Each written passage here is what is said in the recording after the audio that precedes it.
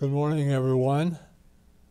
Here we are at the Hyde Park Healthcare Center, and we have the honor of interviewing Dan Wiot from Cincinnati, who has a very, very interesting career in the Air Force. Dan, where were you born? Norwood, Ohio. Norwood, Ohio. Yeah. All right. And you went to Norwood schools? No, I went to Holy Angels School at Purcell High School. Oh, that's interesting. Okay, well now, tell us about your family. Well, I got two sisters. One of them died 20 years ago, had cancer. And my other sister and I are living together, my sister Margie. Okay, and what did you do in high school, for example? Did you play sports or? No, I never played sports, no. Uh-huh. Okay, and then where were you on December the 7th, 1941? I was going down to my uncle's farm down in Sunderman, Indiana. I'll be darned. Well, that's a day we never forget. No, we never forget that one, no. I should say. And then, so you graduated in 41? Yeah. I see. That's. No, I never graduated. I went to a mechanic school because I was a plumber, and I went to plumbing school. Oh, you did? Oh. Yeah. Well, that's interesting. Yeah. Yeah. Because I wasn't too good at anything else but mechanical, and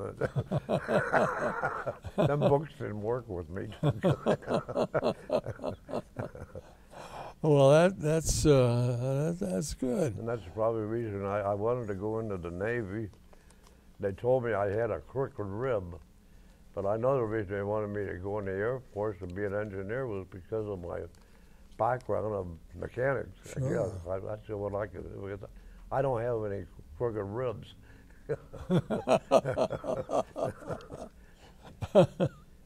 Well, yes, your background, of course, was extremely important, and you liked it, didn't you? Did you like doing mechanics? Oh yes, that's all I ever loved was Sure. mechanics. Yeah, Absolutely. I didn't think I could take apart. It was good. I had an uncle who had one of these old calculating machines. He had it to 10 guys to try to fix it. He gave it to me, and I fixed it in 2 days. Good for you. Well, then, when did you enter the Air Force? 43. 43. 1943. Boy, that was a hot town in the old time. Yeah. Hot time in the old town. But I didn't get over the season until 43. Uh-huh.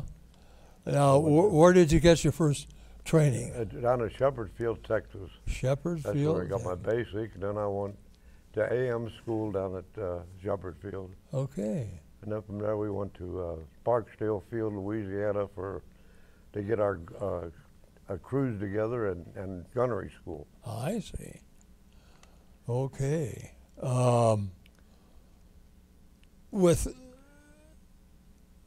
Did they start you right out with what kind of an airplane? Well, the first airplane I had was in a B-17, up in the front of it, you know, where the bombardier was. Right. That was the first plane I had. That was the first plane. Yeah. Now, was that in combat or was that? Oh no, that was down to Shepherd Field. Yeah. Okay.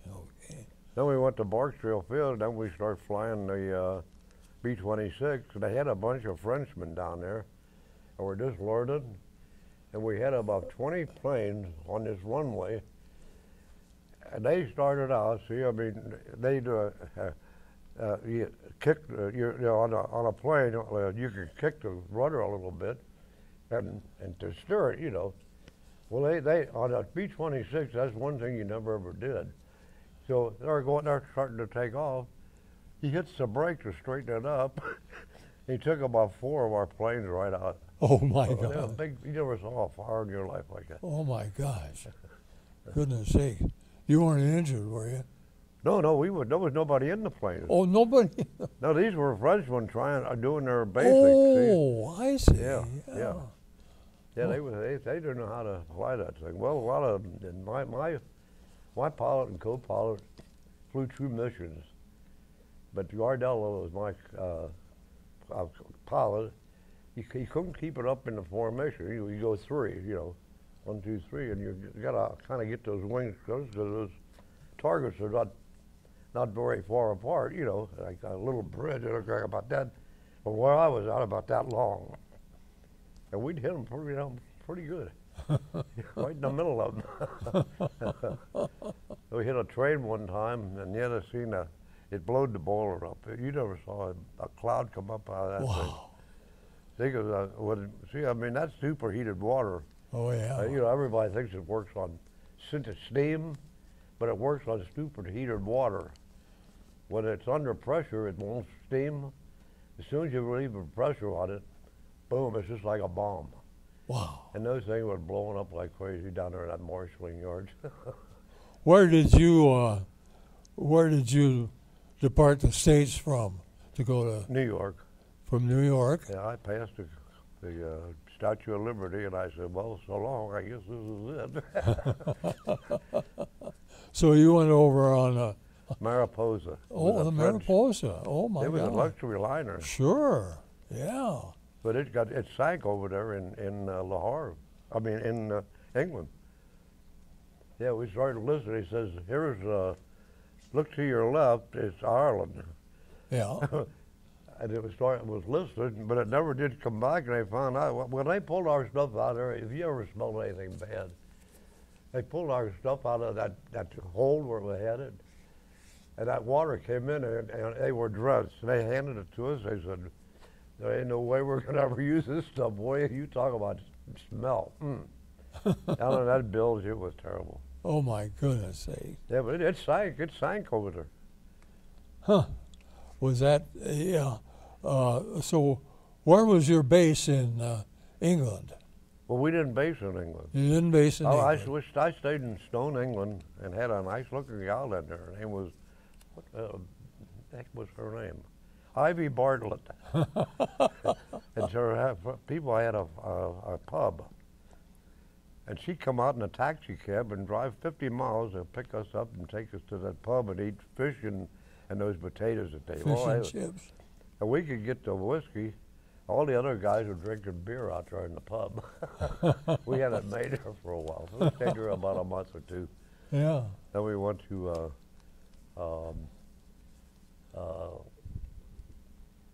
San Quentin, France, and A7 base there. That's where we flew a lot of missions from there. I see. And then we went to Maastricht, Holland when the war was over. That's What- where I was at Maastricht, Holland when the war was over. What was your outfit number? 387, 387th 558 Bomb Group. Bomb Group. Well, now tell us about the B-26. It's a land lover. The gliding angle on it is for every foot forward, it drops 12 feet. Wow. And when you get a load of gas and 2,000-pound bombs in it, on a short runway, you can't. I had to pull up the wheels on that thing a couple of times. See, I mean, the co-pilots in those days, they weren't too up. Because if you can fly with a pilot and an engineer, pilot and a co-pilot, no. You had to have an engineer on the thing, and that's the reason I had so many missions, because these guys would go out there on the tarmac and all over everything. Come on, boy, we need another engineer. Hell, I went 3 days on Christmas at 45. How many missions did you fly? 49. I missed the 50th by 1. Wow. Good gravy. That's a lot. Yeah, that was it. Yeah. In a short time I was over there, I had guys who was over there for 2 years and only had 15 missions. because they get sick. I mean, I don't know. I said, well, I got a job to do. That's what I come over here, so I might as well get it over with. Well, in France, did you come across any of the Brits or any of the French allies or anybody like that? Well, all British? the little towns, yeah, we go to town. You mean like people we knew? Yeah, or airmen. Oh, now, yeah, would be we could, that was four things: 385th, 6th, 7th, and 8th. See, it was 4 squadrons. Oh, I see. Yeah. I see. Well, that was a pretty big outfit. Oh yeah, we had a big My gosh. We put 36 planes up sometime on those missions. How high would you go in your? 13,000 is high. We didn't have no oxygen. See, I mean, if we go any higher now, even at 13, you kind of get a little sleepy. You know, funny. Did you ever go and get a debrief like that? You start writing, and you, and the first thing you know, it curves down. Yeah. Had you ever flown before you got in the Air Force? No, I never was on a plane before that. No.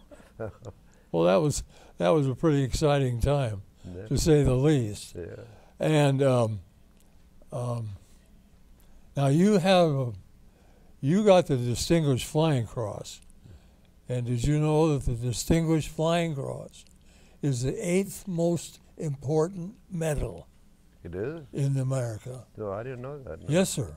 Uh-huh. Yeah, you start with the Medal of Honor, Silver Star, blah, blah, blah. Oh, yeah. And number 8. Yeah. Well, So when you get the DFC, you have really done something. well, it was kind of tricky, I'll tell you. See, I mean, I went to pull the bomb, the pins. See, there was a pin in there. There was a little fan in the back. You pull that pin out, so you don't want that thing spinning out of there, because that's what armed it. See, when it started down, that little propeller would spin that thing out. Uh-huh. Then it was armed. See, well, I pulled them out, and the bombardier says, "The doors ain't open. Oh, we can't get it. We won't be able to bomb. I can't get the doors open." Well, they were open, but see, they come in like this. See? I had to get down there and get that thing. And you, boy, I'll tell you, you're going 300 miles an hour, and you're out in the breeze. I mean, that was something. I had to take my chute off because I couldn't get down between the bomb. There was about that much space. We had these what's-name chutes. But it was a little tricky, but we got it done. Well, you held on with one hand and tried to loosen Yeah, well, then I with finally the other. I got my foot up. Oh, on you it got and your pulled foot. See, I had to pull up on it instead of push down. You know, I had to pull it up because they folded like that, see? And it wouldn't come up far enough, see? But I got it up, and we bombed it. We got the mission off, so. How long did it take you to perform that? I don't really know. You know, minutes? It wasn't very long, but it was. If I had slipped, I wouldn't be here. No. Well, as that's interesting. Now you make that statement. As an aircraft mechanic, and I would say the most important guy on the plane, because without you. Well, the reason was, see, I mean, we're going up in formation there, and I looked over to the aircraft. I said, "What the hell is that vapor coming out of that thing?" So I told my pilot, I said, "Jump up so I can take a look over the top." Here he didn't put his gas cap on, see. Oh my God! You got an exhaust pipe that big right up here, and the gas is running right behind us. I said, "Well, you better pull him out of the formation and transfer that gas." Well, the engineer didn't know how to do that, so here I'm on the radio explaining to him. He said, "Where is it?" I said, "It's right there as you drop down into the bomb bay. There's a wobble pump there, but that thing would really pump." Because there's a half a tank load of gas in that thing. You know, these things that fill up our gas tanks here. A half of one of those to fill an airplane, see? So they started transferring it. Because, boy, when you come down and you see, when you're flying that thing, anything below 135, you're on the ground. You got to power with full flaps. When you get it out, you pull it back and flare it out. And there's a stream, I'll bet 8 feet comes out. It's a flame. Boom, boom, boom, boom. You ought to hear that thing, boy. Wow. You feel like about cackling. if I hadn't noticed that, those guys probably wouldn't be here. I'll be darned. But he didn't, and then here, he didn't. Well, that's the reason I'm here, because I checked all the tires. Those guys that go into the briefing room, I says, I'm going out and check my plane. You know, because they had crews that filled them. But I'm not sure if they put the gas cap on. I mean, heck, they're not getting in there. You know, I want to make sure it's on there. Pretty darn important. Well, I should say, my gosh, how much of a crew was on the 26th? Well, sometimes we was only 3, sometimes 6. See, we'd go with sometimes we'd have a radio man, tail gunner. He'd be the waist and the tail. I was up in the top turret. And we had a radio man, co-pilot and pilot, and then if we was in the lead ship, you'd have a bombardier, and the other guys had toggleiers. Oh, I'll tell you about the toggleiers. We had this, at the 10th of the month, we'd get 50% of our pay. This guy worked in the kitchen. He says, "Oh, you guys are getting that 10% at the first 10th of the month." He said, I said, well, I'll get you. You want to be a toggleier? I said, I'll talk to the captain. Okay, well, he gets in there. See, we have what they call a window ship. It throws out it's a piece of aluminum, like little ribbons. They throw that out, and that would knock off their radar, see? Yeah. So he was up in the nose of this thing. He was right in front of the window ship, and this stuff's hitting him. He come down, he was a nervous wreck. He said, God almighty, he said, that flak was hitting the front of it.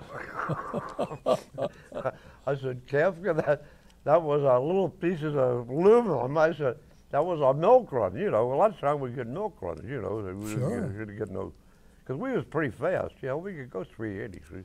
Really? But yeah. Oh, boy. Oh, boy. Did you ever know Earl Slanker? Lived in Hyde Park. He was a 26th pilot, yeah. He died just recently, sorry to say. But, well, now,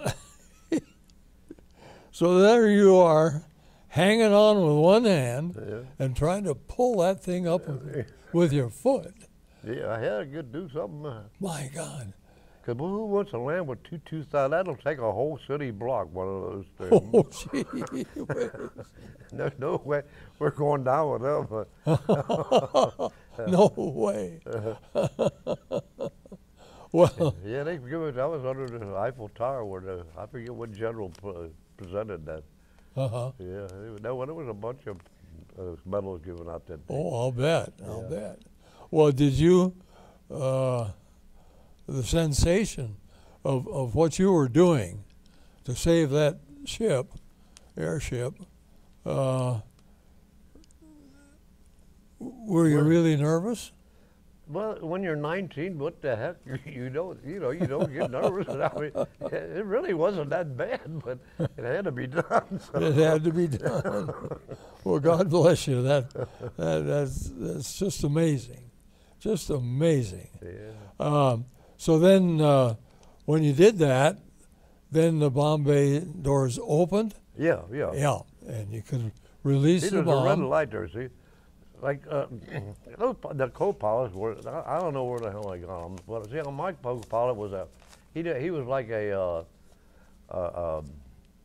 what do they call that officer? We had a warrant officer. So. Oh. Yeah, that was his degree, but he was supposed to have that little, like a eagle, like a small, or like a, what would they call it? Well, anyway, it wasn't the Flying Eagle. And the guys are going down there, and we're taking off. There's two big red lights up on there where you got a fixed pitch prop. And there's no way in hell that you're going to get this plane off in fixed pitch. So I punched Hogan. I says, and he looked at him and he didn't even do anything. I said, well, I guess I'll have to do it.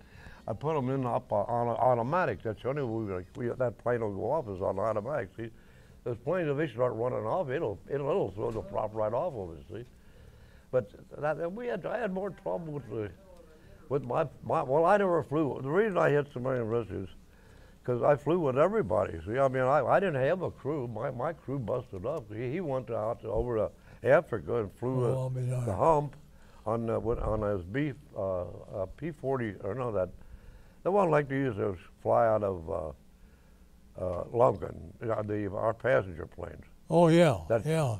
P-4, no. What the heck? You mean the C-47? Yeah, the C-40. Yeah, the cargo. Yeah. That's good. Yeah, that had a big wing on it. He could fly that. You know. Sure. Well, that's just amazing. Now, how far into your number of flights was your big day with the Bombay? Was midway through your 49 flights, or? Well, no, towards the end there. Toward during the the Battle of the Bulge, see. Oh, that's right. December. That's when I was flying over Jim Robinson in his tank. December 44. Yeah. Oh. See, we got that presidential citation one, that little blue thing. For hand-to-hand fighting in the Ardennes forest. We bombed 3 seconds too early, and we thought that our boys were in there and the Germans was in there, and we had fragmentation bombs. I bet you those Germans wondering what the hell hit them. Boy, I mean, it must have killed a lot of them. Gosh. Yeah, it was. We bombed 3 seconds too soon. Well, going 300 miles in 3 seconds, you can go pretty far distance, you know. Cover a lot of distance. Yeah. My goodness, I should say. Now, but you were never shot down. No. Isn't that something? 40? Well, we had one crash landing, but I got a picture of it in there. Yeah.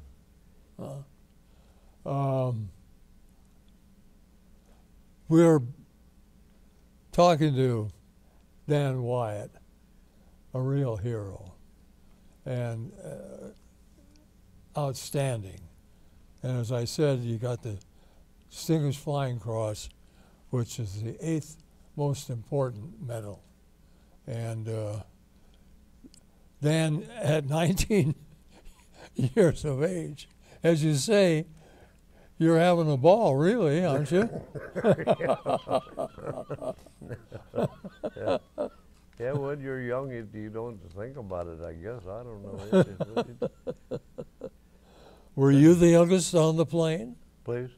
Were you the youngest on the plane? Oh, yeah. All the pilots were all up for around 20, 22. But a couple of our pilots, the best one I ever flew with, we'd always be in the lead plane because he was only 19. Oh, my goodness. Yeah. Isn't that amazing? Yeah. He was. It's amazing. Well, Stubbers was his name. Was there anybody else from this area in your group, or? No. You were the only one around here. I went to some reunions with them. But we're getting down to very few of them. Are all going. Yeah, that's what's happening today. Yeah. But as you progressed on through your 49 missions, they were all over Europe, were they? Yeah. All over Europe. Yeah, we went. They call it Ardennes, Rhineland, and Central Europe. Oh, I'll be darned. We go for marshalling yards, and a lot of those factories. You had to see some of those factories, the length of them. But we get them right in the middle. I mean, when we take our bombs, we go over this way and then dive down to get out of that flak. Because when you got over the Rhine Valley, boy, I'm telling you, that sky Just full of full stuff. of it, yeah. Wow. And I had a good view of it, boy. I mean, they hit them right in the middle. That bomb, northern bomb sight was pretty accurate. Yeah. Well, what were your accommodations like in France? Well, we used to live in tents. We had tents. We had, Had tents. eight men tents. And our bathtub was our helmet. We didn't use them, so we shave and put it on that little potbelly stove. They had coal, and we'd fire them up.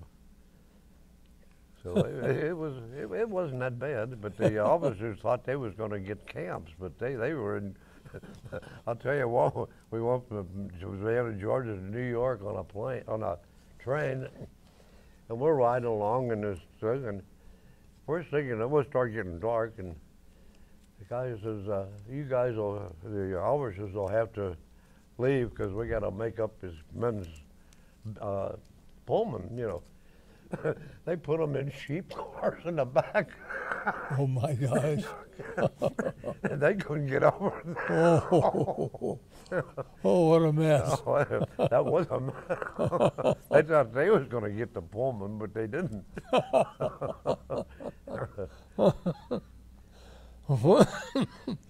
Well, that was, excuse me, that was a lot of that in the service, you know. Hold on, it'll be different in 20 minutes, or you know, changes happen. And, Yeah. And now you said you flew over Central Europe, Yeah. Hungary and Yeah. Romania. And Yeah. did you bomb the Ploesti oil fields? I really don't know. See, I mean, I never go to the briefings because I mean, I wanted to get out there to see where that plane was at. I mean, I wanted that plane in shape. That was your baby. Yeah. Yeah. And what's the difference where I'm going as long as we get the bomb where we're supposed to? Right. Absolutely. Absolutely. Yeah, I didn't have to know where we were going, just so the pilot knew where he was going. Wanted to make sure we got there. Did you have any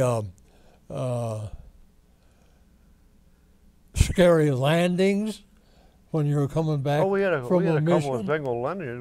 We had an engine out.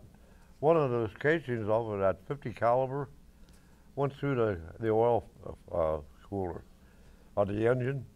Well, that knocked the engine out because you can just about hold your height. You can't gain any height with the single engine. You could just about keep it level.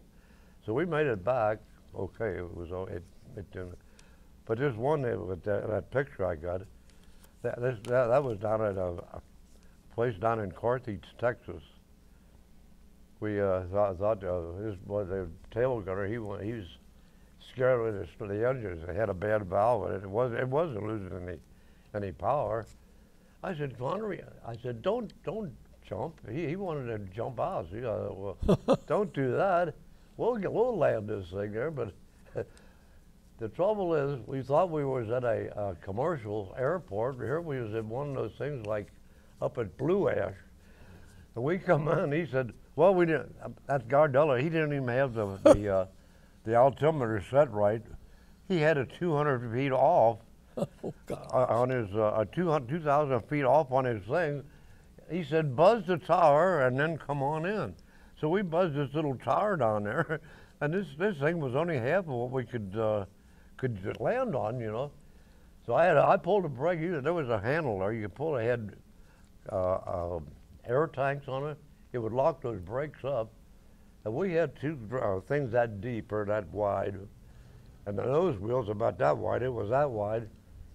Finally, the nose wheel broke off, and that's what happened to that plane. Wow. My goodness. Well, your experience is just outstanding, and I think one of the great things was, of course, that you were so well trained. Yeah, we went. That was the best down there. Oh boy. Down at Shepherd Field, but it was like Walter Winchell said. that basic down there, boy, they had a place where we would go 5 miles, and that dust down there, I mean, you couldn't see a guy in front of you, and run 5 miles, you know, when we'd get off, we'd go up and get 3 beers at one time, and yeah, boy, it was tough. Yeah. He said it was like concentration camp in Germany. You remember Walter Winchell? Oh, yes, I say. Oh, my goodness, yes. Well, yeah, we used to hear him on the radio. Yeah. Well, now, as I remember, the Avenger had a bad reputation. Is that true? The Avenger. Oh, I don't mean the Adventure. Marauder. Oh yes, well, because it had too short of wings on it. See? Oh. Yeah, the wings, but it was like two flying engines. It had two 2,000 horsepower engines in it. See, and like I told you, the gliding angle is for every foot forward, it drops 12 feet. I mean, that's going down. That's fast. Ooh. I should say. They call it the flying coffin. They call it the widowmaker. Well, that's really something. But I liked it. It brought me back 49 times, so that was good. Yeah, we lost a lot of guys. Hard to beat that. Yeah, we'd come back, and out of the 8 or 6 of them gone. Man, that's tough to lose your buddies like that. Oh boy, terrible. Which reminds me that you said you've attended several reunions. Yeah. Since, and were any of the guys at the reunions fellas that you knew before? No, I never knew any of them. They were all. No. That was all. See, they were in different outfits. Sure. But we were 387s, but see, all my guys were gone. See, I mean, they were later older. See, my pilot and co-pilot. I think my radio man might still be living. I'll be darned. Mm-hmm. But Bob Wilson was his name. Huh. Yeah. But old Sandra, he was our tail gunner, and it says 140 pounds. I got a picture of him. He weighed 240 pounds. And he was the kind of guy who was in the tent. And he was only 10 miles at times from the front. These Germans coming over, and they had these tracers on their bullets. Well, they come down and trace it, and everybody got out of there when the siren went off. We had a trench dug out there, and we all get in the thing. Here's Donner, he's getting, but he was kind of stupid. He says, I'm staying, I ain't gonna. When those tracers start coming through the top of the tent, he comes in and on top of us. Get out of there, you didn't dig this hole. And he was the type of guy, he was a farmer boy, and he should have known they had ticks. We'd fill with straw. He wouldn't get one of those. He'd just sleep on the cot, you know, with the cot. Nothing, no paper or nothing. He could have got that. So he'd go to bed with his flying suit on. That's the only way he could keep warm. And he'd put chew down in here, fill this up, and then snuff. I don't know, God, he breathed all night. I mean, he'd do that every night. I'll be darned. Yeah. Well, of course, you were the Battle of the Bulge. You were there at the worst time for weather. Yeah. Oh, Well, yeah. 2 weeks before we could get off on that Christmas Day. Yeah. We did 3 missions that day. We came in and give us a big turkey. We filled up with gas and took off. We went on 3 missions that day. Wow. Well, that is so interesting what you say about that, because our Air Force was grounded. Yeah, for 2 because weeks. of the terrible weather. Yeah. Yeah. The sky was right down on the ground. You couldn't see your hand in front of you. Gee. They knew that too. Oh, yeah. Yeah. They used that to their advantage. Yeah. Sure. I want the people to see this wonderful display of your medals, Dan. And this is a beautiful case and everything here. Here's your Distinguished Flying Cross right here at the top. You got it? No, that's my wing. No, Yeah, I mean this. No, this is the, this one here. That's the Air Medal, and that's the. Oh, that's the Air Medal. Yeah. That's right. This is the DFC. Yeah. Distinguished Flying Cross, and Presidential Unit Citation, and this is your Air Force patch. Yeah. Yeah, I see. And what's the ring? Oh, that was just a ring I bought. I don't know where I got that ring. Oh, okay. It's wore out almost. I went to war it a long time. Oh, okay. And you got your dog tags? I got dog tags, yeah. Well, Those are we under pistol and machine gun. Oh, yes. Sharpshooting. Oh, my gosh. Well, now, did you do any gun firing yourself? Very seldom. The only time we saw I think they called it the M11, that jet that they came out with. We saw them a few times, and they got a couple of us. But by the time you get that, when you see them come back more and more, you didn't have a chance to trace them. I should say. Well, this is priceless, and it represents the efforts and the accomplishments of a very brave man.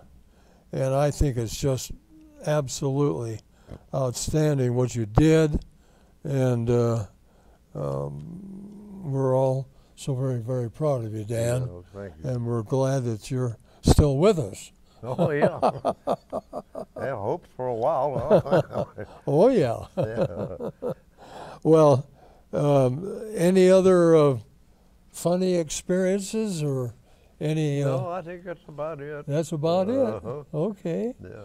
Well, by golly, it's just been a wonderful experience for me to be with you. Your family will get DVD. You will, and they'll have that, forever. And finally we got you to do it. Yeah, Number I've been one. doing it for a year. Been working on you for a while. But I hope that it's been a satisfying thing for you, and you realize how important it is, because so many times the veteran doesn't talk about his experiences, and the family. Yeah, for years we never ever brought it up. Oh, we never talked about it for years. No. That's right, and. But the way the world is now, it kind of brings back memories, don't it? Oh boy, I'll say. Well, the important thing is that you're on record now, and what you have told us about your experiences, outstanding, brave, knowledgeable, all that good stuff. Yeah, well, thank you. And it's just wonderful, and we're so happy to have you here in Cincinnati. Well, now when you came back from France, at the end of the war, were you there at the very end of the war? Oh, I was in Maastricht, Holland, and they come out and we was all at the dance hall there. The first thing you know, they said that all the Germans are out of northern Holland. Oh man, they started the dancing, and the trapdoors brought all the wine out there, and the bar was free. We stayed there for 2 weeks. We didn't go back to the base. The girls would take us in and wash our clothes, and oh my gosh! Back on the street, they brought the pianos out. The first times the lights were on in the town for 3 years. Wow! Just imagine. Yeah, it was a lot of fun there. We had a well, I'll bet yeah, we've heard those. We who didn't fight in that area have heard those stories about the French girls, of course.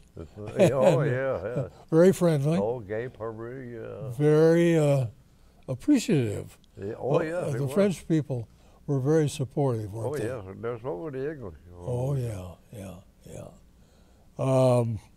I think that your experiences. Just imagine you came home when you were what, about 22, Yeah, 23. 23, and you had all this stuff behind you. I mean, it's just absolutely amazing, and we're so proud of you, and we're so happy to have had the opportunity to speak to you. Yeah, well, thank you. So, if you have anything else to offer, No, I think that's about it. Well, I just down at the, I had an R&R down at the Nice, France, down at the Riviera on the Mediterranean area. We could see the tip of Italy there. Yeah. But they had a big gambling hall out there in the ocean, but that was a rubble. I mean, that's. Oh. And Le Havre, where I left, departed there. You see, once in a while you see a smokestack, and then they went and cleaned the bricks, piles of just 10 feet high piles of brick. That's all was there. That Le Havre got hit hard. Terrible. There was nothing left of that place. Yeah. Well, those people did suffered a lot, suffered heavily. And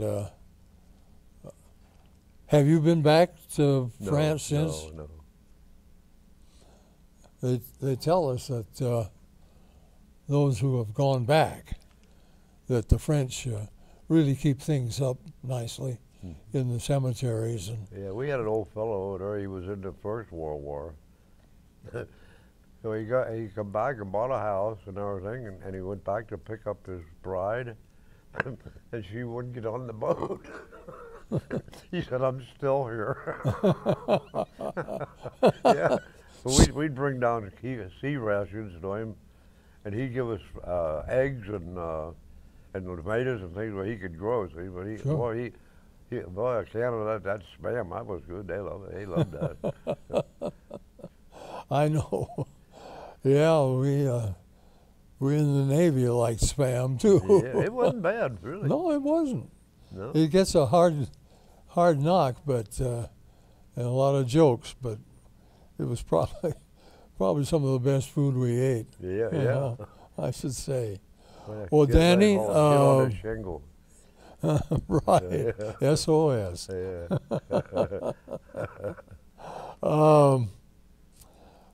I just, and I feel honored to have the opportunity to speak with you, and we have an opportunity. Did you go to the First Friday this week? What's that? Did you go to the First Friday breakfast this week? No, I didn't. No. Yeah. We have that group, and of course, yeah. you've been there Oh yeah, I've been several there. times. Yeah. Well, anyway, here we are, safe and sound in good old River City. Yeah. Well, thank you So much inviting me in. for your wonderful Thank you. interview, and God bless you. Thank you, Daddy. Okay.